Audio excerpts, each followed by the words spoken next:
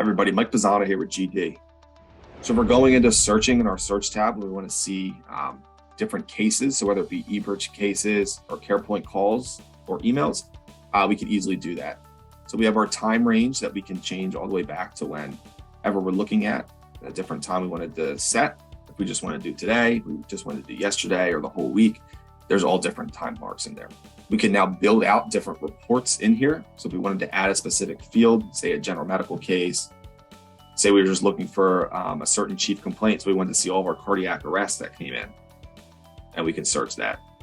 So right here, we have one cardiac arrest that has come in, and these are all the different parameters that we've set through this. So again, everything is still time-stamped, everything is all recorded in here, and this entire case, and only the timeline is all able to be exported. We can get down a little bit further to the messages that are received. So for our eBridge Connect and our eBridge Alert clients, this is where your bread and butter is, and this is where you're going to live. So you can search versus high, medium, and low priorities, whether an acknowledgement was requested or not, and let's just say it wasn't acknowledged. So now we can search and go back through. These are all the cases that an acknowledgement was requested on the case, but nobody was able to acknowledge that. So for education and CQI purposes, we can now go back through and say, okay, we had this alert that was received, it was sent at this time, it was opened and received at this time. Obviously, it was delivered before it was opened, and then the acknowledgement feature was not acknowledged. The ability to have forms is a huge benefit to many services. So you're able to go through and pick and choose any of these different forms that you may have built out specifically for your organization, and search all the different data points within that form to be able to pull up any data or anything from those forms. And finally, the eBridge calls that we did go through. So this is a list of all the calls.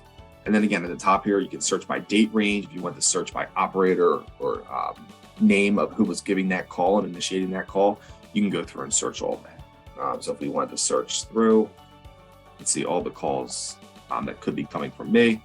We have one, it's Mike's PC, and this calls with my iPad. So this is a demo here of the customer going back and forth, gives you the capabilities to fast forward through this, and all this can be exported as well. Working our way down the left-hand side, this is breaking down our CarePoint calls in a lot deeper extent. So again, all these calls are updated every 30 seconds onto your Scribe X.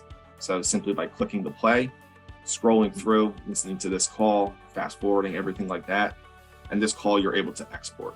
Again, PHI and PII data may be in this call, so we're just giving you that quick reminder. That call is exported. So now this can be attached to any emails, sent out to EMS agencies for continuous improvement, quality care, and ultimately bettering that patient experience.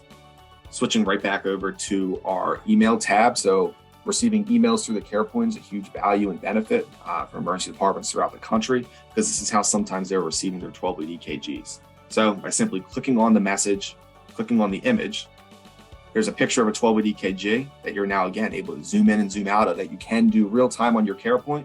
But now for your analytical and your quality assurance purposes, you can now have this EKG, export this EKG into a different file, send that file out, or even attach that to the patient record. As always, our team is always available to help you set your Scribe up. Definitely reach out to us. We're more than happy to help you through this whole process.